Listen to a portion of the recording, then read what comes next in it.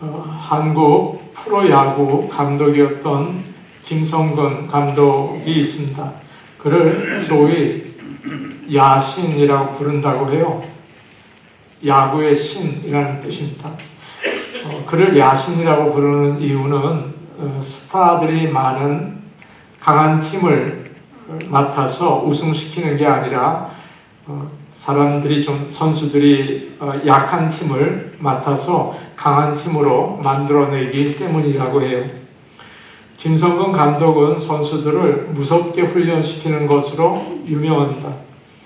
그는 시즌 중에도 선수들에게 하루에 1000번씩 스윙을 하라고 시킨다고 합니다.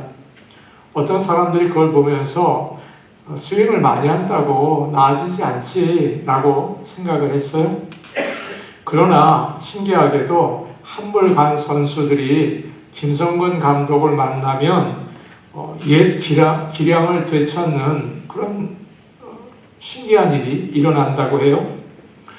한 스포츠 기자가 선수에게 물어봤습니다. 하루에 1000번씩 스윙을 하면 정말 효과가 있습니까? 대답을 했어요. 물론 계속 스윙을 하면 기술적으로 좀 나아지겠죠. 그러나 중요한 것은 계속 생각을 한다는 것입니다. 왜 나는 야구를 하나? 어떻게 야구를 해야 하나? 어제 내가 왜 그랬을까? 나는 왜 이런 모양으로 스윙을 하나? 어떤 스윙이 좀 나은 스윙일까? 계속 생각을 하게 됩니다.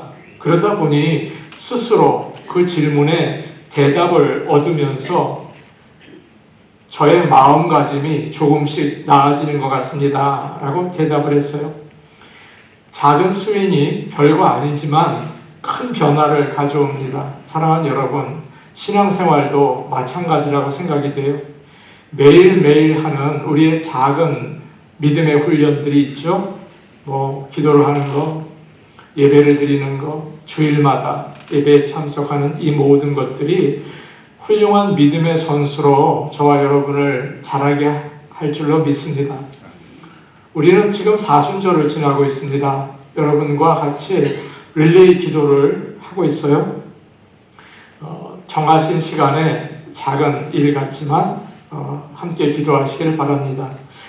열린 마음으로 하나님의 말씀을 읽기 원해요. 이렇게 시간 됐다고 읽는 게 아니죠. 하나님의 말씀이다 라고 생각하면서 정성을 다해 하나님의 말씀을 읽으시기 바랍니다.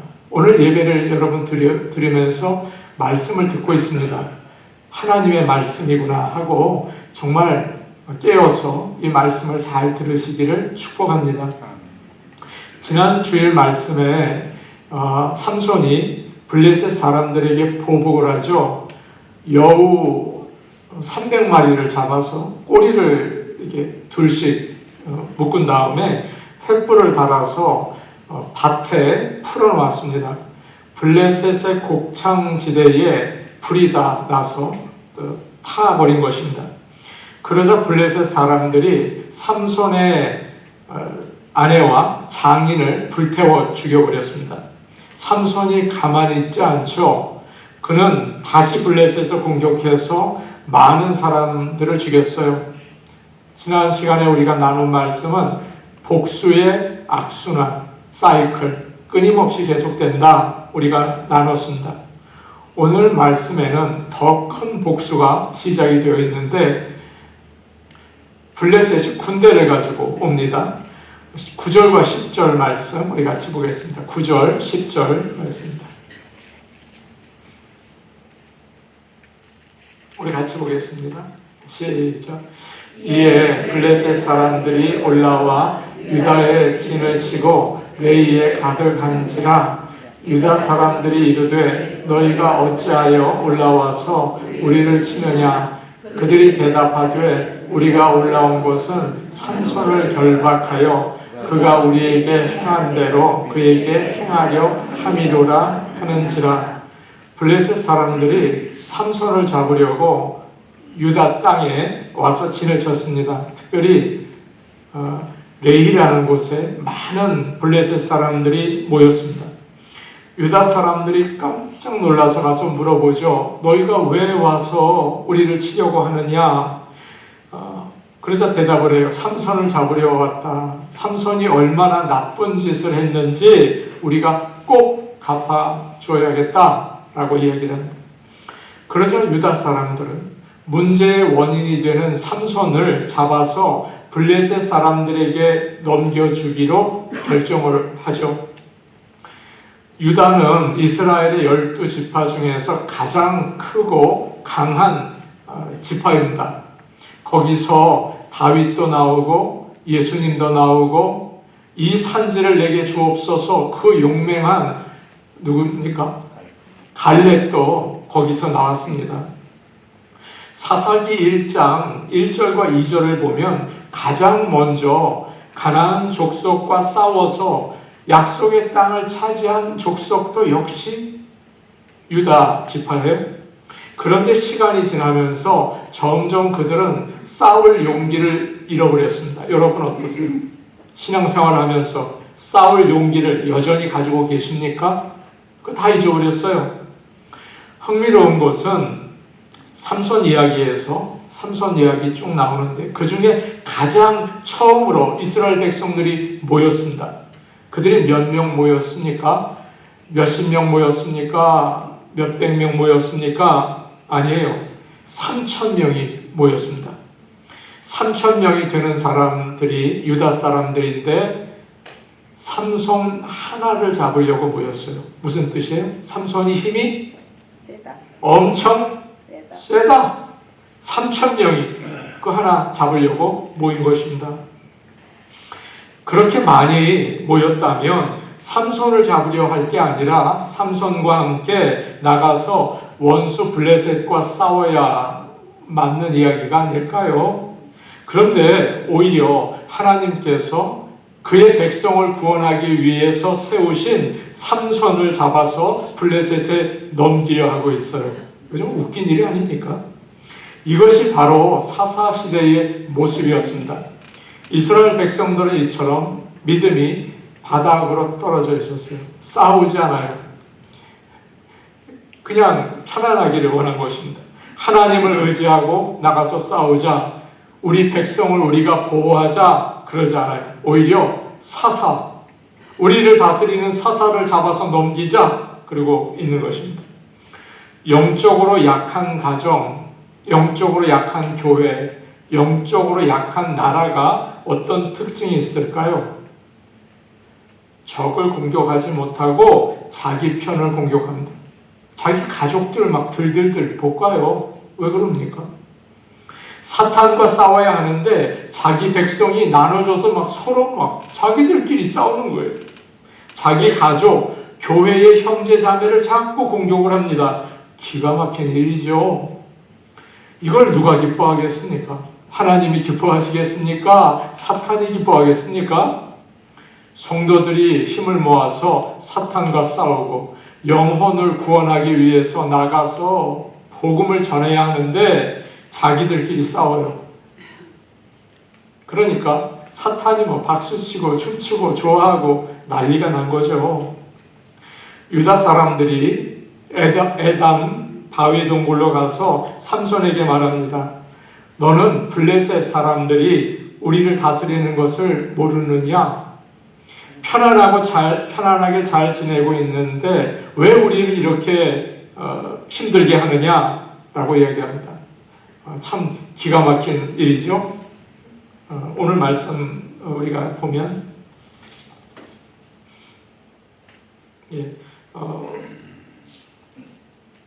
11절 말씀인데 우리 같이 한번 볼게요. 11절입니다. 같이 보겠습니다. 시작.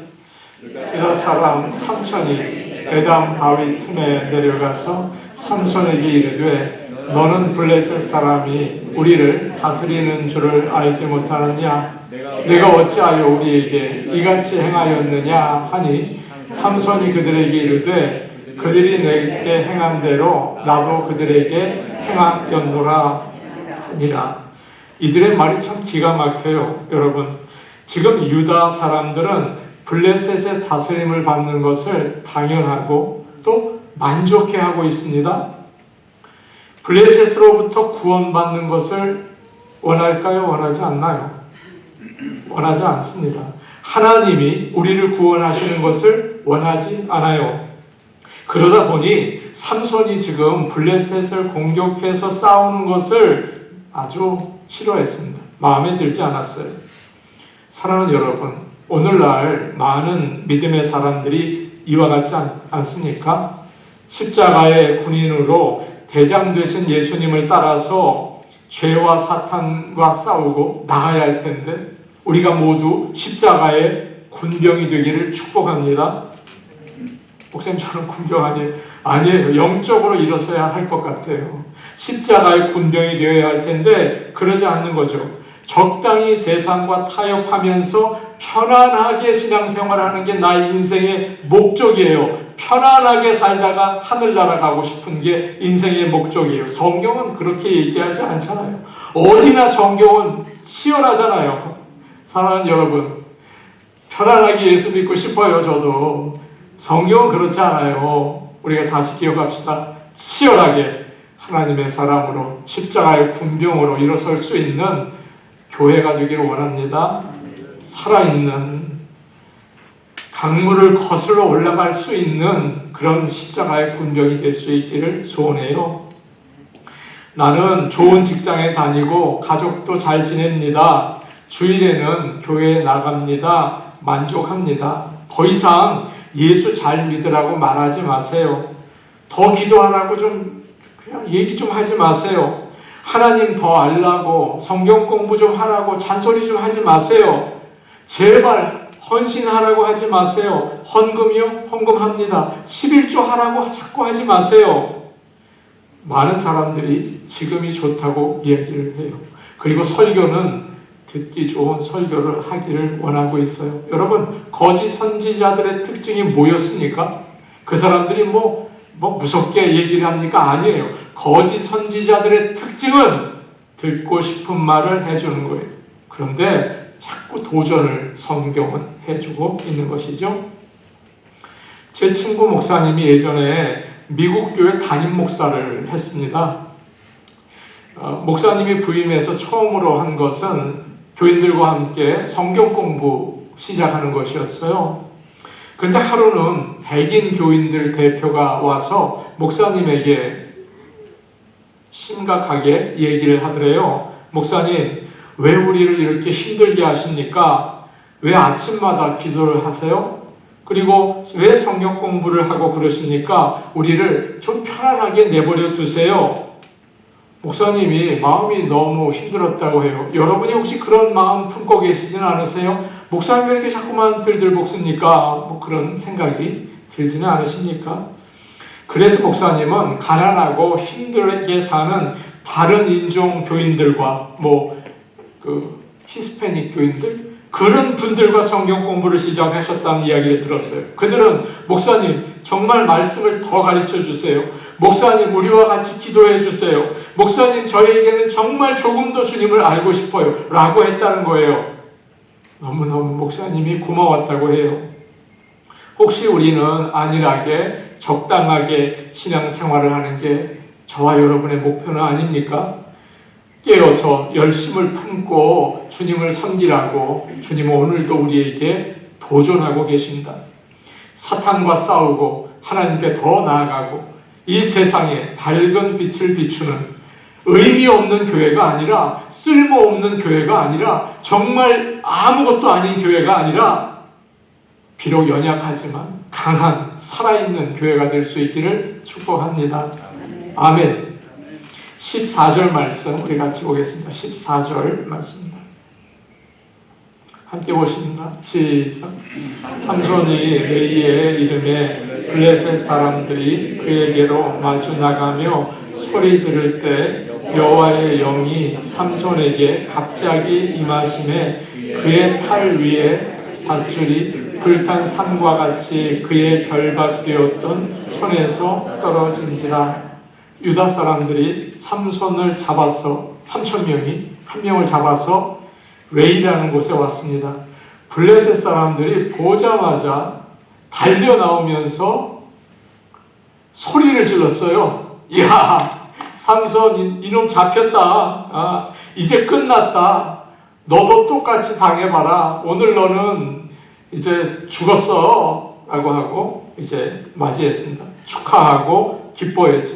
여러분, 이 장면을 우리 한번 생각해 볼까요? 삼손은 지금 밧줄 2줄로 묶여 있어요. 그리고 앞에는 자기를 죽이려는 블레셋 사람들이 잘 됐다 이러고 있어요. 뒤에는 그의 민족 3,000명이 뒤를 돌아서 집으로 가고 있어요. 여러분 어때요? 완전히 죽었죠. 꼼짝없죠. 여러분 인생 그럴 때 있지 않습니까? 완전히 죽게 됐어요. 그런데 바로 그때 놀라운 일이 일어났습니다. 하나님은 믿는 자를 그냥 내버려 두시지 않으셨어요. 여호와의 영이 그에게 강하게 임하셨습니다. 그러자 그를 묶고 있던 밧줄이 불탄 새끼줄처럼 툭툭툭 떨어져 나간 거예요. 지금까지 삼손을 보면 평소에는 힘이 별로 없었던 것 같습니다. 모든 일마다 그런 건 아니지만 평소에는 힘이 없어 보여요. 지난번에 사자를 찢어 죽일 때도 여러분 어땠습니까? 여호와의 영이 그에게 임했어요. 그리고 수수께끼에 지고 다른 동네에 가서 블레셋 사람 30명 죽이죠. 그때도 역시 여호와의 영이 임했어요. 지금도 마찬가지입니다. 여호와의 영이 임했습니다.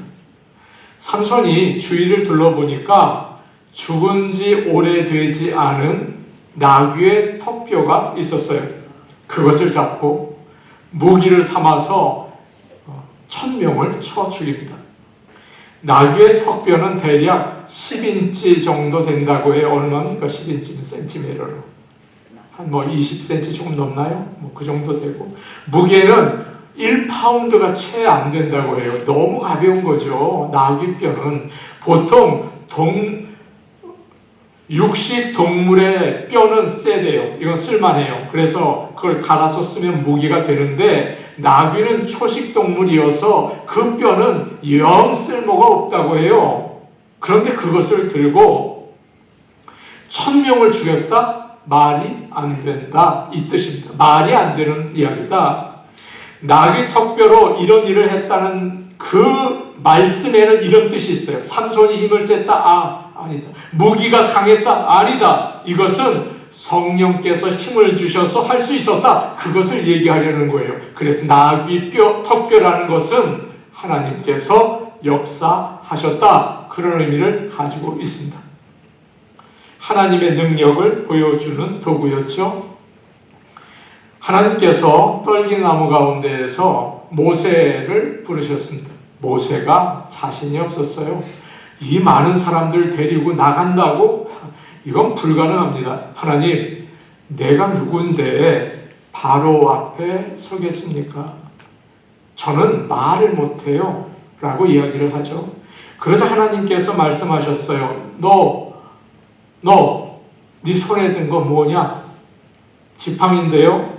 그것을 땅에 던져라. 모세가 지팡이를 땅에 던지니까 그게 뱀이 돼버린 거예요. 너 그거 꼬리 잡아라. 꼬리를 잡았더니 다시 지팡이가 되었습니다. 지팡이는 모세가 나이 들어서 양을 치기 위해서 늘 들고 다니던 그런 보잘것없는 물건이었어요. 그런데 하나님께서 역사하실 때 그것을 통해서 놀라운 엄청난 일을 하십니다. 모세는 그것을 가지고 들고 여러분 어떻게 했어요? 애굽에 재앙을 내려요. 그것을 들고 내밀었을 때 홍해가 갈라졌어요. 그리고 마실 물이 없다고 다 난리를 치는데 그걸로 돌을 때리니까 물이 나왔어요. 와, 이 별거 아닌 나무막대기였지만 하나님이 함께 하셨을 때 모세의 지팡이가 아니라 누구의 지팡이가 된 것입니까? 하나님의 지팡이가 된 것입니다. 나귀 뼈는 아무것도 아니라는 말입니다. 소용이 없는 거예요. 그러나 하나님의 성령이 함께 하시면 하나님의 일을 이루시는 것입니다. 나를 돌아볼 때 아무것도 아니라는 생각이 들 때가 참 많아요. 여러분 어떠세요? 여러분 자신을 생각할 때 나 정말 대단하다 그러시는 분 계세요? 가진 게 넉넉하지도 않고 재능도 뭐 그리 뛰어나지도 않아요. 많이 배운 것도 아니에요. 그런데 그런 것은 그리 중요하지 않습니다. 연약하고 부족하지만 하나님의 손에 붙들릴 때 하나님의 일을 하게 됩니다. 사랑하는 여러분, 하나님의 성령으로 충만하시기를 바랍니다. 나의 하는 작은 일조차도 하나님이 기뻐하시는 천국의 세이브가 되는 보화가 되기를 원합니다. 이 땅에 세이브 되는 거야 다 없어지는 거 아니에요. 여러분 거 하나도 없다고요. 그거 여러분 아무것도 아니라고요. 그렇지 않습니까? 살다 보면 진짜 힘들 때가 있더라고요. 먹고 싶은 마음도 없고, 죄송합니다. 살고 싶은 마음도 없어요. 모든 게 귀찮아요. 잠을 잘 잘 수도 없어요. 아무것도 하기 싫어요. 사람들도 만나기 싫어요. 내 힘으로는 하루도 버티기가 어려워요. 하루를 지내는 게 그리 쉬운 일이 아니라고요. 버티기가 어려워요. 그런데 신기하게도 하루하루 살 수 있는 힘을 하나님이 주십니다. 힘내세요. 제가 기도할게요. 목사님이 전화가 왔어요. 그 한마디가 큰 힘이 돼요. 누가 말없이 다가와서 우리 교회 권사님이 젊은 여자 권사님이 와서 손을 꽉 잡는데 마음이 참 따뜻해요. 커피 한잔 합시다. 나가서 우리 맥도날드에 가서 한잔 할까? 그 말을 듣는데 그렇게 좋아요. 이렇게 작은 친절이 여러분 작지 않죠? 여러분 하루를 지날 수 있는 힘이 된다고요. 한 주를 버틸 수 있는 위로가 된다고요. 우리가 정말 아무것도 없다고 생각되지만 보잘것없는 작은 일로 인해서 하나님의 사랑이 나타나고 사람들을 살려줍니다. 집에 가만히 있다 보면 띵! 그래. 뭔가 문자가 왔는데 힘내 아빠, 힘내세요 목사님. 그러면 살 것 같아요. 목회를 좀 더 할 수 있을 것 같아요. 여러분은 어떠세요? 작은 일입니까? 작지 않잖아요? 하나님의 일을 할 수가 있잖아요. 성령 충만하시기를 바랍니다. 여러분이 하는 작은 일조차도 마치 나귀 턱뼈로 1000명을 때려 눕힌 것처럼 하나님의 역사가 나타나기를 축복합니다. 16절 말씀 우리 같이 보겠습니다. 16절 말씀 같이 보십니다. 시작. 이르되 나귀의 턱뼈로 한 더미 두 더미를 쌓았으며 나귀의 턱뼈로 내가 1000명을 죽였도다 하니라. 삼손은 나귀 턱뼈로 1000명을 죽인 다음에 너무 스스로가 자랑스러웠어요. 이야, 나 정말 대단하구나 라는 생각이 들었어요. 그래서 노래를 져요. 그래서 16절 말씀은 여러분 성경을 보면 좀 앞이 쭉 들어가 있어요. 노래예요. 이렇게 노래를 합니다. 내가 나귀의 턱뼈로 내가 1000명을 죽였다라고 얘기를 합니다. 그런데 우리말 성경에는 내가라는 말이 한 번 나오는데 영어 성경에는 2번 나와요. 이렇게 되어 있어요. 내가 나귀 턱뼈로 시체를 한 더미 두 더미 쌓았고 내가 나귀 턱뼈로 1000명을 죽였다. 이렇게 노래를 합니다. 좀 약간 유치한 노래죠. 그런데 여기서 중요한 것은 내가 라는 말이에요. 내가 라고 얘기하고 있어요. 그러면서 자신을 자랑합니다. 삼손은 또 손에 든 나귀 턱뼈를 던지면서 그 지역의 이름을 라맛 레히라고 지었어요. 턱뼈의 산. 내가 나귀 턱뼈로 1000명을 죽인 그리고 시체를 쌓은 곳이야. 이런 자기 자랑이 들어있습니다. 사랑하는 여러분, 지금 16절 보세요. 이 말이 진짜입니까?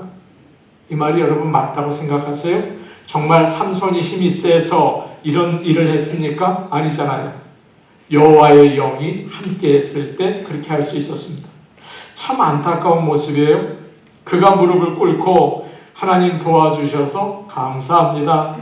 모든 것이 하나님의 은혜입니다. 그리고 그 곳 이름을 바로 이것은 하나님의 은혜의 장소야 라고 했다면 얼마나 좋을까요? 하나님은 연약한 저와 여러분을 통해서 놀라운 일을 이루십니다. 그런데 우리의 마음에 죄가 있어서 하나님의 은혜를 자꾸 잊어버리고 영광을 나에게 돌릴 때가 많이 있어요. 우리는 은혜를 쉽게 잊어버리는 죄인들입니다. 하나님의 은혜를 주시면 본능적으로 우쭐하고 자기를 과시해요. 여러분 이야기하는 것들을 들어보십시오. 여러분 만나서 사람 이야기하는 거 들어보십시오. 다 자기 자랑이 많다고요. 근데 저는 가만히 생각해 보니까 은혜로 사셨거든요. 여러분 은혜로 살았는데 그 우리의 죄성이 그것을 자꾸 자기 과시와 자기 우쭐하는 대로 바꿔 나간다고요. 왜요? 머리가 나쁘거든요. 자꾸 잊어버리거든요. 지금까지 지내온 곳 주의 크신 은혜라 한이 없는 주의 사랑 어찌 이루 말하랴. 이 찬양을 부르시길 바랍니다. 그리고 한번 돌아보시기 바라요. 힘든 생활 가운데 내가 삼손처럼 앞뒤로 다 싸서 죽을 만한 위험 가운데에서도 여러분을 살려주시고 여기까지 인도해 주신 것은 정말 하나님의 은혜 아니었습니까? 그것을 기억하시고 하나님께 영광을 돌리시기를 바랍니다. 아멘. 18절 말씀 우리 같이 보겠습니다. 18절 말씀입니다. 같이 보십니다. 시작.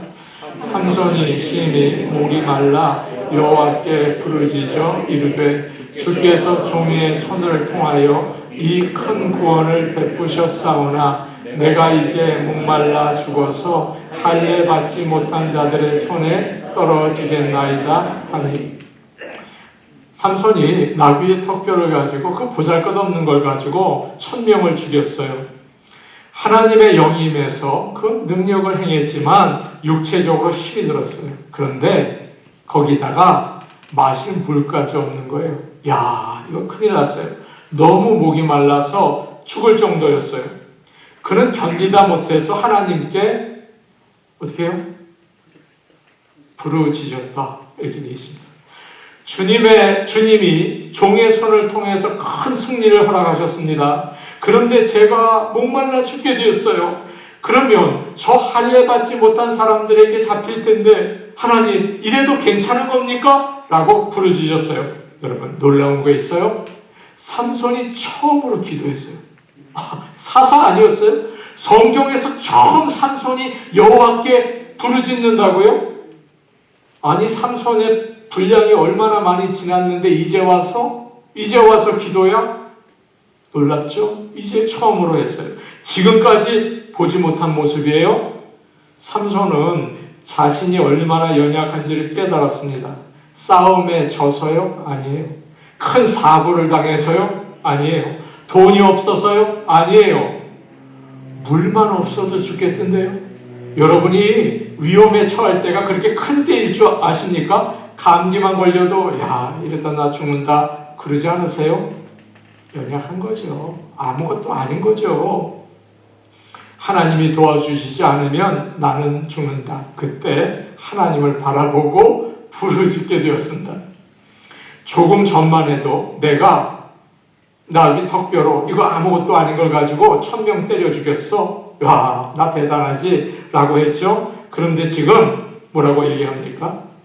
부르짖어 이르되 주께서 우리 같이 읽어볼게요. 주께서 종의 손을 통하여 이 큰 구원을 베푸셨습니다. 이렇게 얘기한다고. 자기를 종이래요. 그리고 이 모든 일을 한 것은 종의 손을 통해서 누가 하셨다고요? 하나님께서 하셨다. 이렇게 말을 바꾸고 있어요. 우리는 잘 될 때 내가 했다. 자신만만해요. 그러나 어려움이 와서 쓰러질 때 내가 얼마나 연약한지 깨닫게 되고 하나님께 그때 가까이 갑니다. 그때 영적으로 성장하게 되는 거예요. 그때 사람 되는 거예요. 그때 자기가 누구인지 하나님이 누구인지 그때 아는 거예요. 하나님은 삼손의 부르짖음을 들으셨어요. 그 지역에 좀 움푹 들어간 구덩이에서 불이 터져 나오게 하셨어요. 그 물을 마시니까 정신도 들고 몸도 회복되었죠. 그래서 삼손은 그곳의 이름을 19절 한번 보여주시죠. 그곳의 이름을 엔 하코레라고 불렀어요. 그 말의 뜻은 부르짖는 자의 샘이라는 뜻입니다. 부르짖는 자에게 주는 하나님의 샘이라는 뜻이에요. 하나님은 은혜가 풍성하십니다. 내가 연약한 것을 깨닫고 부르짖을 때 급하게 간절하게 911을 치면 여러분 911 되게 빨리 와요. 엄청 빨리 와요. 이 사람들 정말 프로페셔널이에요. 제가 깜짝 놀랐어요. 엄청 빨리 와요. 그런데 우리가 하나님 앞에 나의 연약함을 고백하고 부르짖으면 하나님께서는 금방 응답하세요. 어느 30대 초반의 여인이 어린 아기를 데리고 교회에 왔어요. 계속 우는 거예요. 목사님이 왜 이렇게 우냐고 이유를 좀 얘기를 해보려고 얘기를 했어요. 남편이 지금 총에 맞았다고. 여기서 있었던 일이에요. 남편이 총에 맞아서 병원에 입원을 했는데 목사님 죄송해요. 남편이 한 번도 교회에 나온 적이 없어요. 제가 그렇게 기도를 하고 교회에 나오자고 했는데 전도를 하지 못했어요. 남편은 헌금을 주면서 자 가서 나를 위해서 기도해줘. 그리고 나만 보냈어요. 그런데 이런 일이 있었어요. 알고 보니까 이 남편이 얼마나 부지런한지 미국에 와서 열심히 노력을 해서 가게를 하나 자기 가게를 열었어요. 그날 아침에 새벽에 나가서 얼마나 부지런한지 가게 앞에 청소하고 막 닦고 있는데 깽단이 차를 타고 지나가다가 총을 막 사방에 쏘는데 남편이 척추에 맞았어요. 그래서 병원에 실려갔는데 병원에서 진단하기를 다시는 일어나지 못한다고, 앞으로 휠체어 타고 다닐 수밖에 없다고, 이제 우리 할 수 있는 건 아무것도 없으니까 집에 가라고. 그래서 집에 가게 된 거예요. 그래서 남편이 하루아침에 그렇게 되니까 목사님을 한번 만나고 싶다고 아내에게 그러더래요. 목사님, 그래서 제가 왔어요. 목사님이 얼른 부목사님들 데리고 신방을 갔어요. 남편이 침대에 누워서 울면서 이야기를 하더래요. 목사님, 제가 아내가 그렇게 울면서 가자고 했는데 안 간 사람입니다. 그런데 지금 하나님의 도움이 필요합니다. 꼭 도와주세요.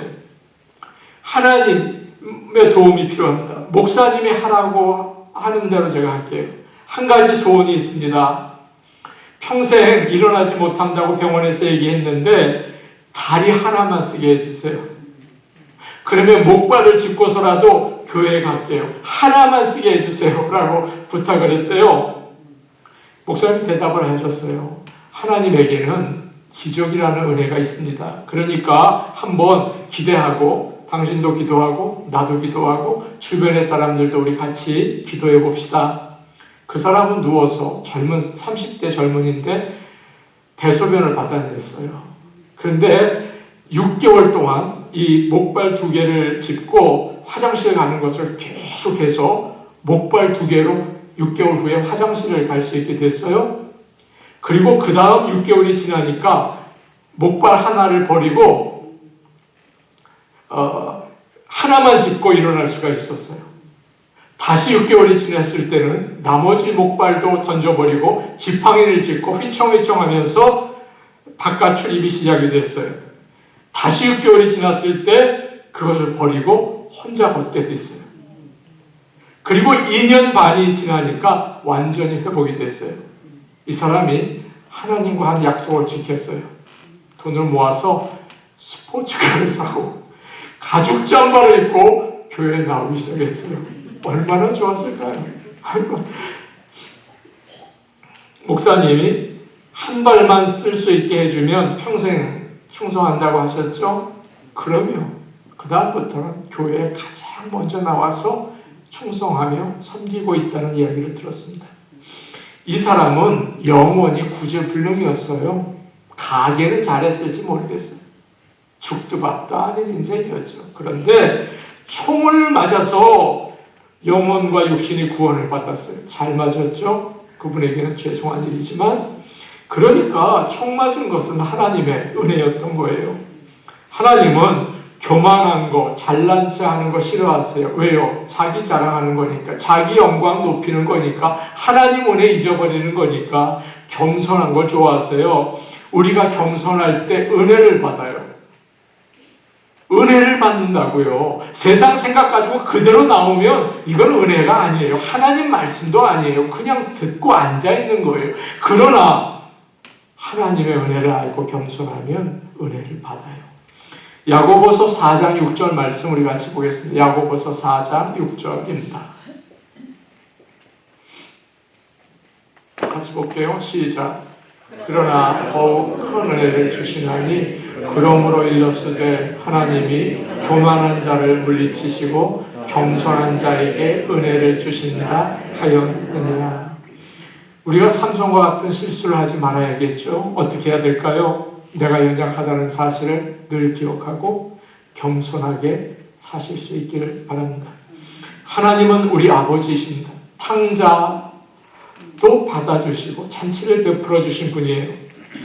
삼손은 평소에 자기 마음대로 살았지만 결정적인 순간에 하나님을 붙잡았습니다. 우리도 삼손처럼 긍휼을 베푸시는 하나님께 부르짖으시기를 바랍니다. 그래서 위기와 절망의 자리에서 하나님의 은혜와 사랑이 샘솟는 엔 학고레의 그 은혜를 경험하실 수 있기를 축복합니다. 아멘. 우리 같이 기도하겠습니다.